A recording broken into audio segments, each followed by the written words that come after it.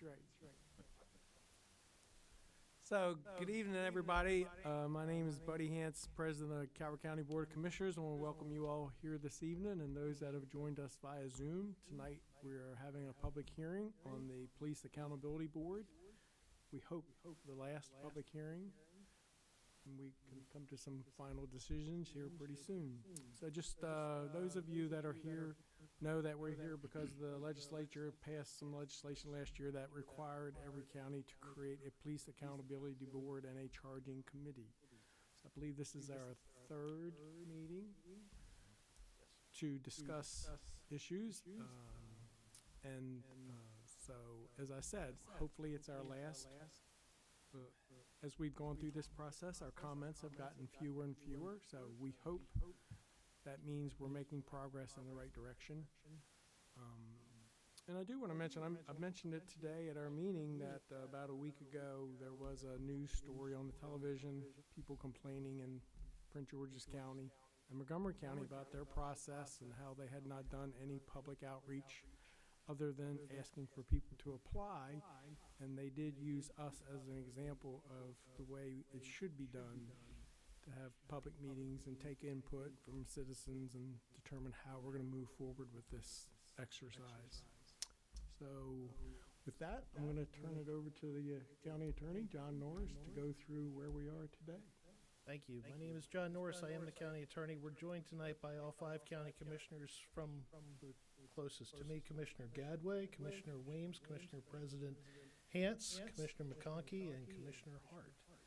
So this is a public hearing that was advertised in accordance with the provisions that would apply under 9-105 and 9-106 of the local government article. For those who don't want to go look up what that means it was advertised for 2 consecutive weeks in a newspaper of general circulation in the county. The document that it was subject to the public hearing has been available to the public on the county's website. That's calvertcountymd.gov/PAB. Since that first advertisement ran. So we welcome everybody that came tonight. Appreciate you taking your time to come out here for this very important matter. As I've said at most of the town halls, and if I didn't say it at every one, I apologize. This is a very serious matter. This deals with livelihoods and lives. This is probably one of the most onerous pieces of state legislation that we've seen, as they eliminated the Law Enforcement Officer Bill of Rights and adopted a new way for community policing, community accountability on policing, if you will. So I'm going to go right into the presentation. Most of the faces look familiar, so I know you've heard this spiel once before, maybe twice, but there may be some at home who are watching on YouTube, if not yet. Use the link to come into the Zoom meeting. But this is our third meeting on this, first public hearing on the proposal for accountability in Calvert County. So for the Calvert County Police Accountability Board, the Board of County Commissioners must establish the membership. I'm sorry, if we could advance to the next slide. The new batteries are not cooperative.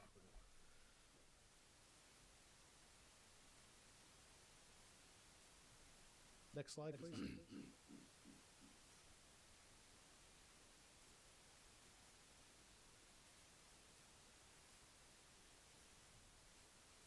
Thank you.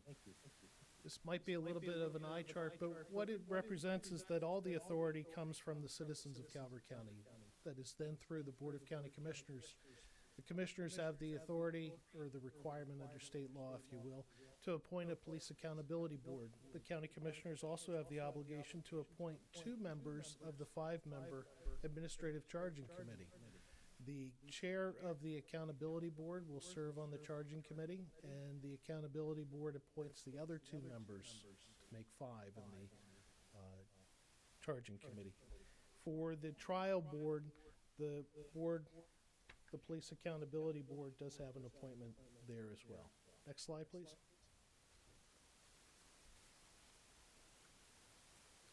Now, for the Calvert County Police Accountability Board, the commissioners are required to establish the membership, to establish the budget and staff, appoint a chair, and this is required by state law, appoint a chair with relevant experience, and then establish the procedures for record keeping.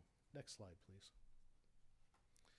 The Accountability Board's role is to hold quarterly meetings. We have had some comments that they should meet more than quarterly, but the state law does say they will hold quarterly meetings with the head of law enforcement agencies and work with law enforcement agencies in the county to improve matters of policing. They are to appoint members to the charging committee and the trial board, as we went through on the diagram.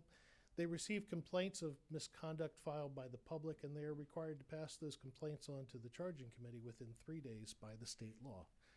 They will review quarterly the outcomes of the meetings of the charging committee, and then by December 31 of each calendar year, they'll submit a report to the county commissioners and recommend any policy changes that may be necessary to improve police accountability within the county.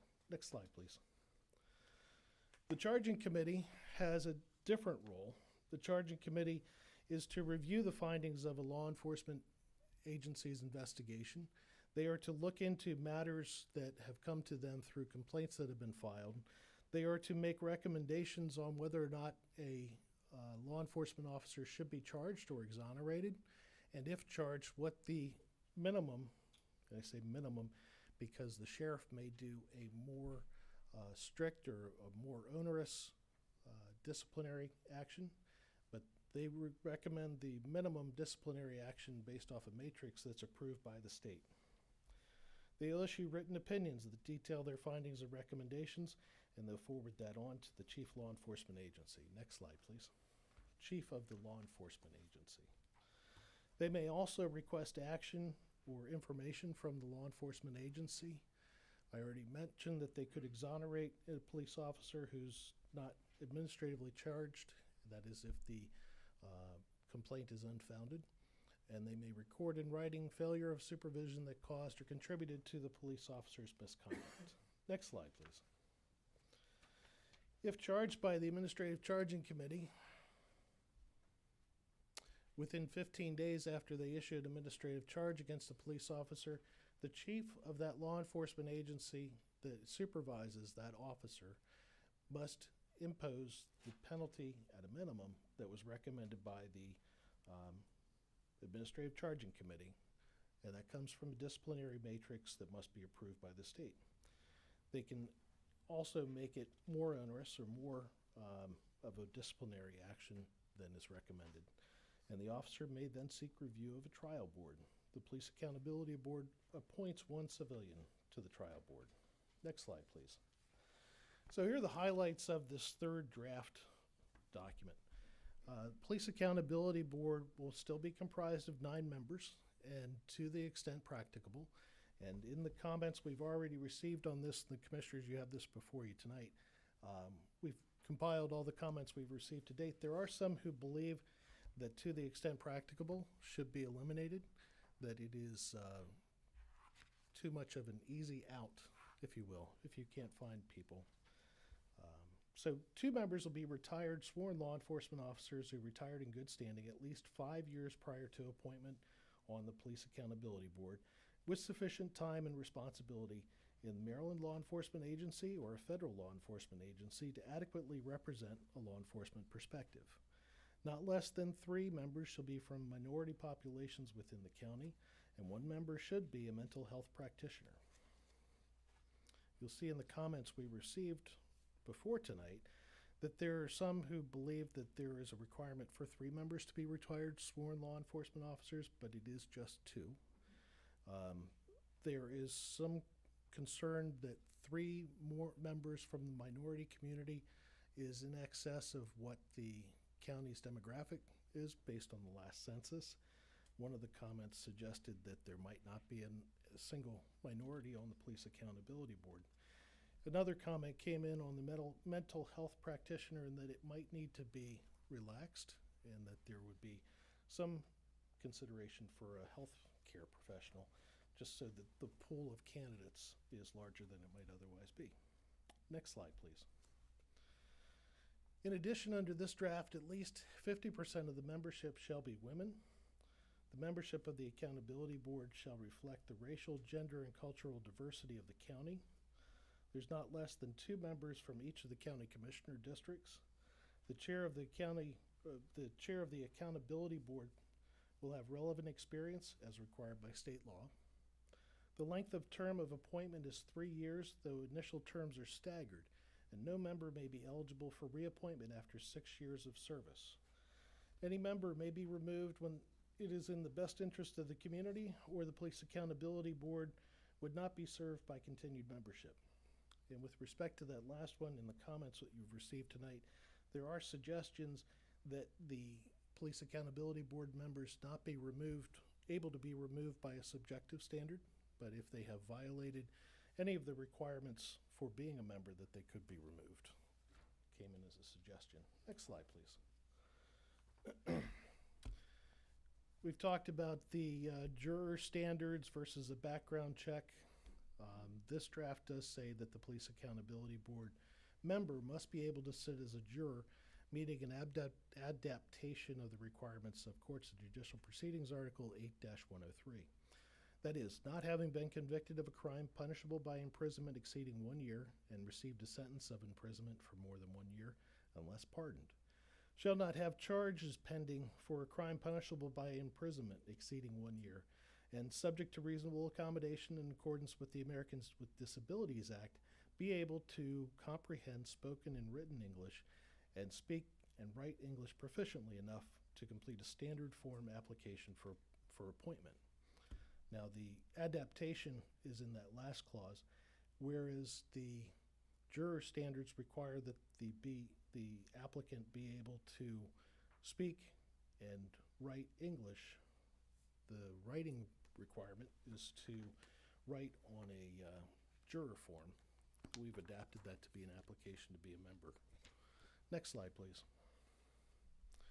The Administrative Charging Committee is still comprised of 5 members as required by state law.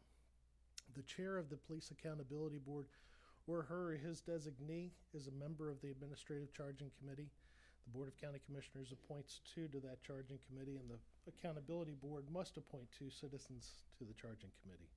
Charging committee under this draft will elect its chair from among its members annually at the first meeting on or after July 1, and the chair of the charging committee shall serve no more than 2 consecutive terms as the chairperson under this draft. Next slide, please. So we're to the point where there is opportunity for the public to provide your input. There is a sign-up sheet that has been provided in the back. The Board of County Commissioners have adopted Resolution 6-89 to maintain the order and decorum of the public hearing process. A copy of that was available when you came in. We will ask that when speaking, you give your name and address. We have already asked you, and thankfully you've provided us whether or not you're speaking as an individual or a group. Individuals be limited to 2 minutes. The designated representative of the group will have 5 minutes. So we'll start with Ed Baylor. If you please walk to the microphone, provide your name, address.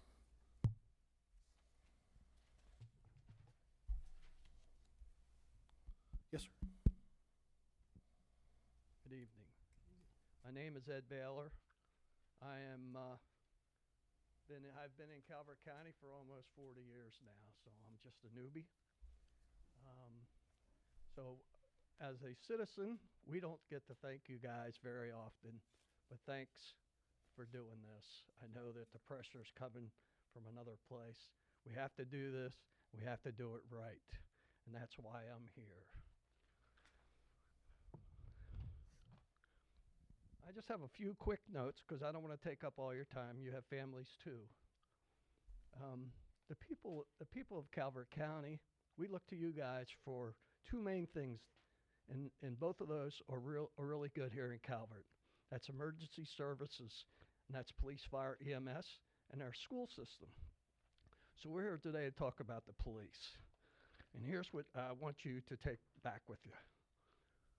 We should not liberalize this program to appease those with an anti-police vendetta, if you know what I mean.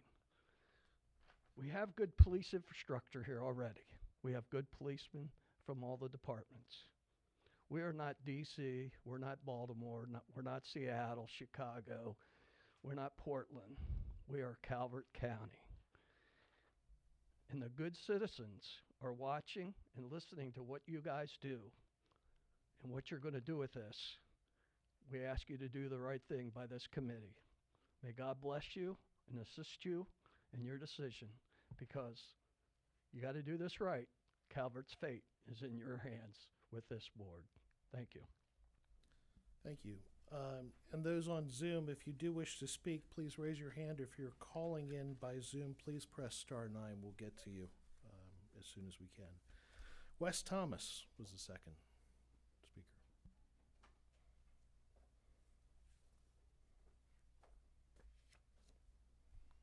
Good evening. Good evening. My name is Wes Thomas. I reside in Sunderland. Been in the county 36 years, and retired federal agent from the Treasury Department. My last 11 years was in internal affairs, so I'm distinctly knowledgeable of the facts at hand here. We did all the investigations of federal agents from ATF, Secret Service, IRS, and you would not believe that folks did some of the things that they did, but that's why we were formed and we carried out our duties. Also had 28 years in the Army and Army Reserves as an MP. So I can see it from the military side and from the civilian side. This document, I've looked at it comprehensively, and it's a good step in the right direction.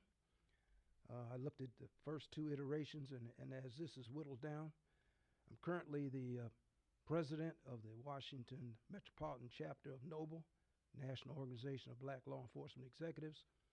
We have 6 members in the county, and there are various 30 seconds. departments and agencies. My time up? 30 seconds. Okay. I'd like to say that I've looked at other agencies, they call them citizens review boards in different places. I've looked at them from the West Coast, looked at them from the East Coast. I got folks in our organization sending me theirs from other places. I just want to see how ours matches up with what folks are doing in other places. But right now, this is a good step in the right direction. It's cheap insurance when you look at things that can happen. Los Angeles, a young girl got shot in the dressing room. Within 8 hours, they had some dream team lawyers ready to take some scalps, and that's what they're going to do. So we don't need that here. Thank you. Thank you, Mr. Thomas. Sandra Raviv. Good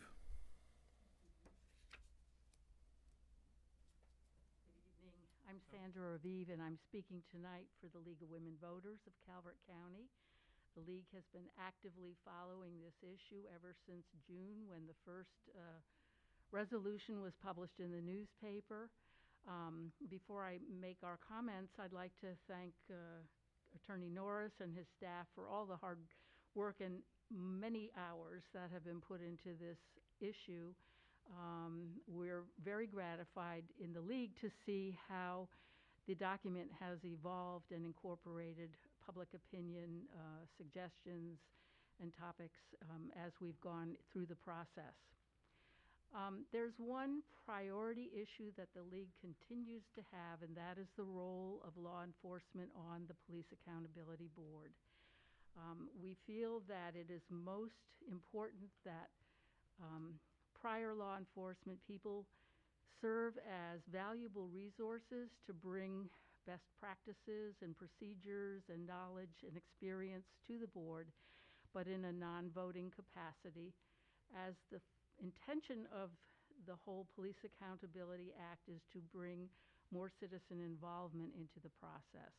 The police already have their own procedures and processes for handling misconduct in their ranks, and we feel that unfortunately those haven't always served citizens that well, particularly some communities of citizens, and so we do need civilian input as well into the process.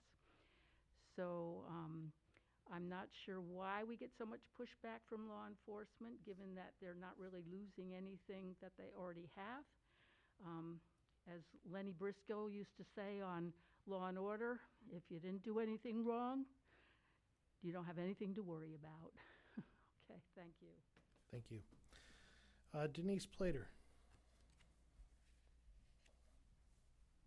Good evening, everyone. Hello. Thanks for the opportunity to speak here tonight. One thing, I'm speaking on behalf of myself. One thing that I would like to see is a timeline of the results of the accountability board. The next thing that I have concerns about is the qualifications that you mentioned. You referenced the jury qualifications throughout, but under the jury qualifications, it states that under an indictment of a felony, nor convicted of a felony with a pardon has been granted. So I think it's in under membership section E, it states that it has to be imprisonment of 1 year. The next thing is the purpose of this board is for civilian oversight, and we know that the police. We have the police. We know that the police are having problems policing themselves. We do not want the police to have the decision making, but we know that the police can be a part out of the decision making. However, I do not believe that they should have the right to voting powers in that decision making. I'm sorry, I'm a bit nervous. Please forgive me. Also, we know that you guys had mentioned a budget, but you haven't set what that budget would be. Baltimore City has 30 seconds. Baltimore City has put in a budget of 1%. I think Calvert County's police budget is $18 million, and 1% of that for the Police Accountability Board would be $183,000 for the board. The next thing is, will we be able to see the matrix that the Maryland State will organize? And the last thing is the transparency on the selection of the Police Accountability Board. How do you plan to select the members? Thank you. Thank you. Scott, is it Kincaid? Thank you.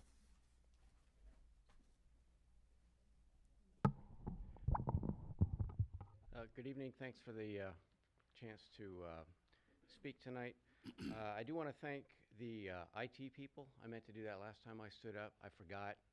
I can't see all of them. I know they're making this happen. I appreciate it, and I'm sure a lot of other people do too. Here in Calvert County, the police exist to ensure that the public is obeying the law, and then this accountability board is a way that we can ensure that the police are obeying the law. So just like citizens are judged through a neutral process, the accountability board process also needs to be neutral. We've talked about how the board should be a board of citizens, and it's citizen oversight of law enforcement. Former law enforcement are also citizens, so I think they have I think they should have the full opportunity to participate, just like all their other neighbors here in Calvert County.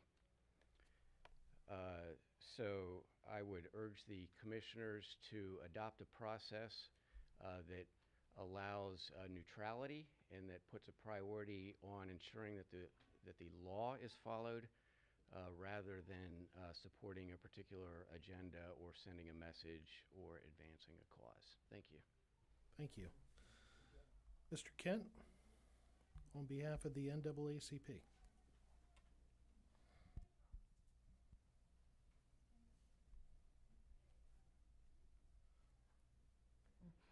Good evening. I am Michael Kent, President of the Calvert County NAACP, also a resident in Huntingtown for forever, since birth, probably like Commissioner Hance here. My family goes back to the 1700s, Commissioner Weems here in Calvert. So I've talked to a lot of the local county people about this. They're very happy with the work you've done on the Police Accountability Board. Although we're a small part of the county now, population-wise, 13, 14%, the minority community is still about 26% of the contact of the police department.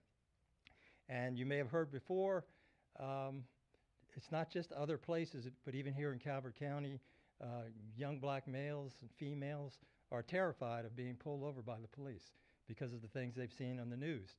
And a lot of things do happen at night, away from the lights where people don't see what's going on. So having someone other than a police officer to go to is very important to the minority community. I was contacted as recently as today by someone who was involved in an accident, traffic accident, with a police officer, and he was afraid to go in alone to give his version of the offense. He asked me to come with him because there was that kind of fear of law enforcement. And as far as the document itself, it is a very good document you've put together. I put it out to everybody that I could think of and said, tell me what you see wrong with it, what questions you want me to ask tonight, and I didn't get any responses back. And that includes responses from the ACLU. So they have reviewed the document as well. The one little glitch that I see in it, which was Denise talked about, as far as membership and having a sentence of a year or more in state or federal court. So even if that's a suspended sentence, it's unlikely the person's going to get a pardon. So there should be a time limit put in there, like the time limit for retirement for police. It's 5 years for them, but maybe 10 or 12 years for a prior conviction, so that someone that does something foolish at 25 is not barred from serving on this committee at 50. But other than that, thank you. Thank you all, gentlemen, for coming out tonight. Thank you, sir. Last speaker I have that signed up is Ms. Makel. And if there's anyone on Zoom who wishes to speak, please raise your hand, or if you're calling in by Zoom, please press *9 to raise your hand. We'll call you by the last 4 digits of your phone number. Hi, good evening, everyone. My name is Katina Makel. I grew up in Calvert County, and the Calvert County that I see today is not the one I grew up in. I will say this. I know a month ago I saw an article where there was a police officer drunk in his uniform. His wife had to make him get out of his car. Why we need a police accountability board is because of instances like that. His name was not mentioned in the paper. The fact that we're having this meeting before you, you are not in this room that I can recall from the first meeting. So that tells me that this board is pretty much going to be stacked by members that are sitting at the table.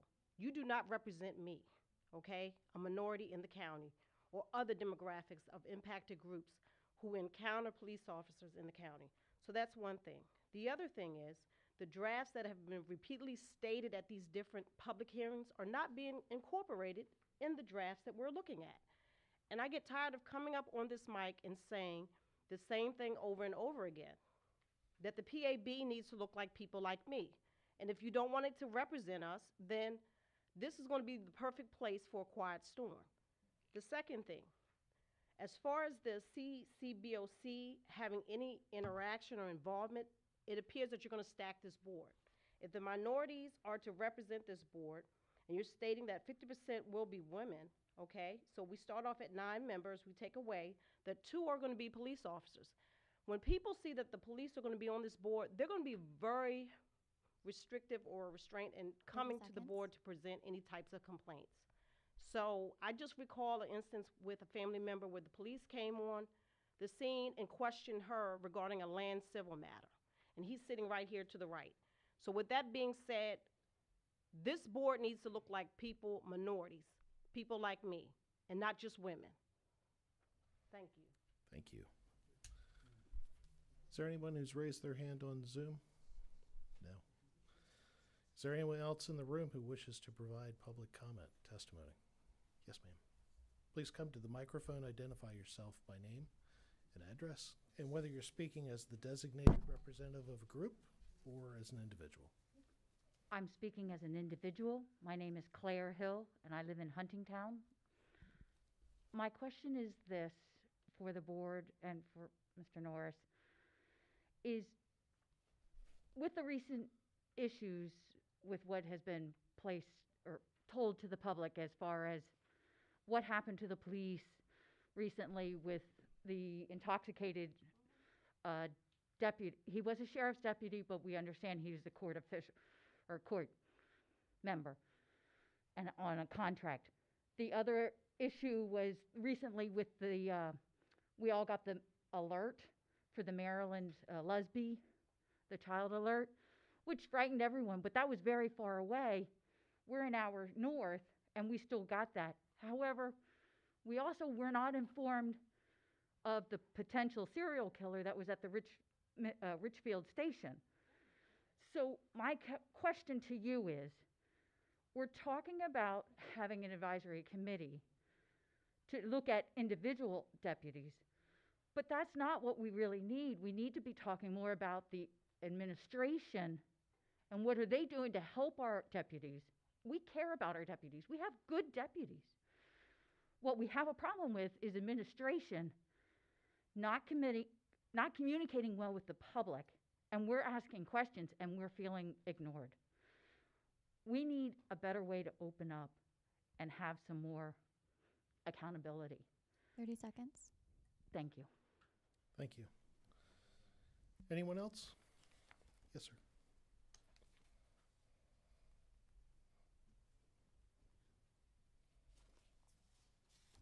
Gentlemen, my name is Leonard Zouza. I live in Solomons.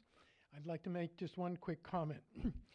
In regard to resignation or removal of a member of the board, your item 2B2 is a very reasonable one. The chairperson shall notify the board of county commissioners if a member of the CCPAB or the CCACC misses 3 meetings and so forth. I won't read the whole thing.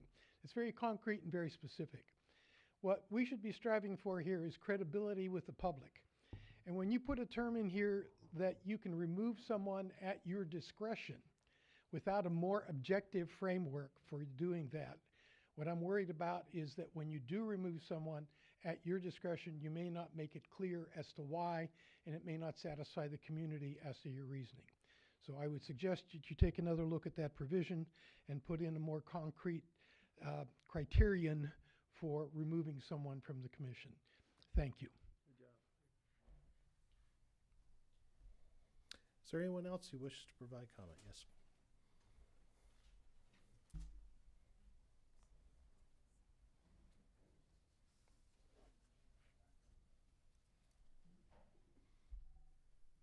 Good evening, Commissioners. My name is Mike Schisler. I live in Port Republic. And again, kudos to Mr. Norris and his staff for the work they've done on these repeated drafts. I just have something, and I sent this in an email to Mr. Norris's staff. If you look at the Administrative Charging Committee, and the Police Accountability Board, Section 2 and Section 3, Part A, in each of them, the wording is that these boards are to serve countywide law enforcement agencies and local law enforcement agencies within Calvert County. I'm just surprised that it doesn't state it should be serving the citizens as well as these boards. I think that's something that should be added. Thank you. Anyone else? We do have someone on Zoom.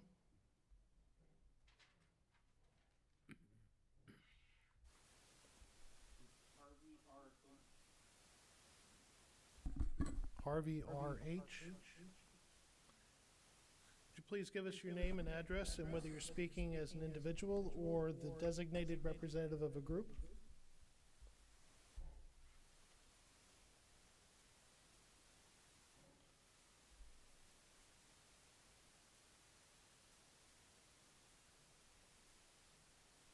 Hi, I'm Bob Harvey, State's Attorney for Calvert County. I'm speaking as an individual, but also on behalf of the Calvert County State's Attorney's Office.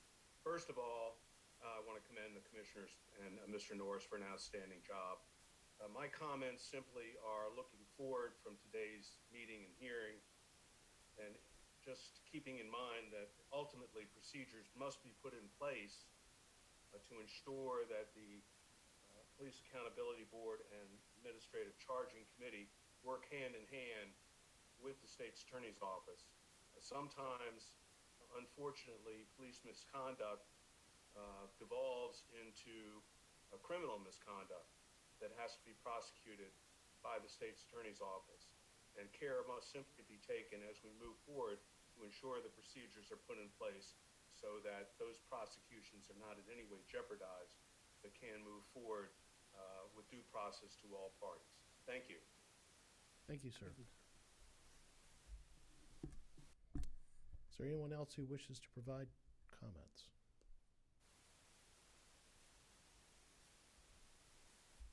I see none. So I want to take this opportunity to thank all of you. I know some of you I've seen at every meeting since we started. Oh, we have somebody on Zoom.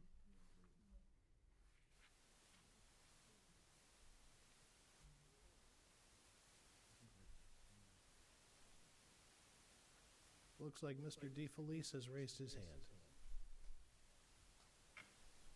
Thank you, Mr. Norris. County commissioners and the people in our community have voiced opinions over the last few months. This process has been eye-opening. I forgot to introduce myself. My name is Nick DeFelice. I'm currently deputy at the Calvert County Sheriff's Office, as well as the FOP president that represents over 175 members of sworn and retired law enforcement professionals in Calvert County, including the detention center. So this process has been an eye-opening experience for me and many of the members of FOP Lodge 109. I left the first meeting hurt with a fraction of the optimism in my profession that I woke up with. To be quite honest with everyone, as a teenager growing up in this community who had multiple run-ins with authority figures, I couldn't ever imagine I would support the police, much less become a deputy in our community. I know this isn't an issue of supporting the police or not, but I'll get to that point shortly. With positive and professional contacts in the community, sports teams, school, and other activities, I soon found out this was a community I wanted to return to after spending several years away in school. I've done my best to carry on that tradition. Perspective changes with experience and time. Even though I've been afforded many opportunities over my 15-year career in law enforcement, it wasn't until the last 2 years that I've watched members of our department become targets for hatred by so-called open-minded and tolerant individuals because of a uniform they wear or the profession they chose.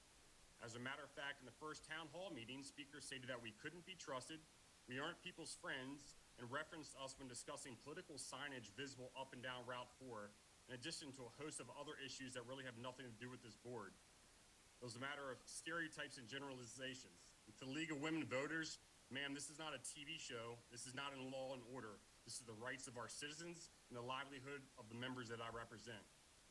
When individuals are emotional, it's extremely difficult to be rational. I can assure you that I support transparency, communication, and good police work, which is simply treating people professionally with respect while staying in the parameters of the oath and the law of the citizens entrust us to uphold.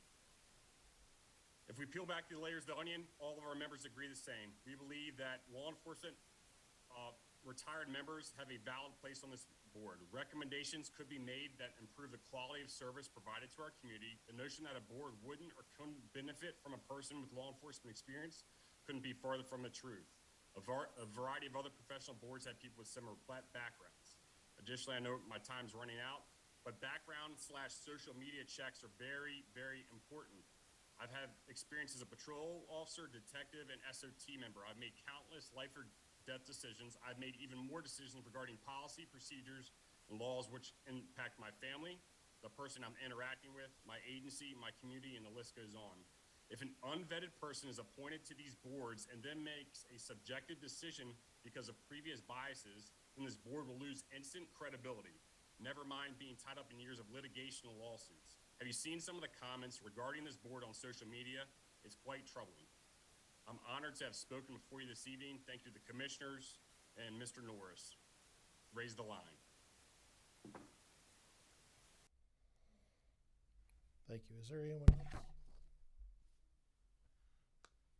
I think that's all. I've been wrong before. Yeah, and we don't want to deny anybody the opportunity to make a comment. So if somebody zooms in, we'll take them as long as we're still here. But as I was saying, I want to thank everybody for taking their time and their efforts and comments. A lot of you I saw at the first meeting, and you're still here. So that shows some engagement that we don't normally see in processes for government. So I want to thank all of you for that participation. And we do take seriously your comments and all the issues that you've raised. As was mentioned, you know, the draft has changed after every comment session. We want to do this right. You know, we said from the beginning this was not about getting this done fast. It was about getting it done right. Although we do have time constraints. You know, we have to have the board in place by July 1st. You know, there was a comment about the budget. Well, we knew our budget was set when this legislation was passed, but we knew that when the time came, there was going to have to be a budget adjustment to allow funding for this board and charging Kitty to move forward. So it's not an issue for us of how much we have to put in. It's just a matter of determining how much we have to put in, making sure that those funds are available. So it's a state law. We have to do this, and we want to do it right. So if there are no further comments, the board wants to. Mr. President, I'd like to make a motion to keep the record open for 10 days for additional public comment. Second. So I have a motion and a second that we keep the comments open for 10 days from today. Any discussion on that motion? Hearing none. All those in favor say aye. Aye. Opposed? Motion carries. So with that, I believe our business tonight is concluded, and If I could have the board's indulgence for one moment, we do have a page up on the county website, calvertcountymd.gov/PAB. At the very bottom, there is a link for anybody to provide comments. Anybody who does not wish to use a computer can mail those comments to my attention at the County Attorney's Office, 175 Main Street, Prince Frederick, Maryland, 20678, or call the office at 410-535-6323. We don't want anybody to feel excluded for this. so is there a motion to adjourn? So moved, sir. Have a motion and a second to adjourn this public hearing. Any discussion on that motion? Hearing none. All those in favor say aye. Aye. Opposed? Motion carries. Thank you, ladies and gentlemen. We appreciate your efforts.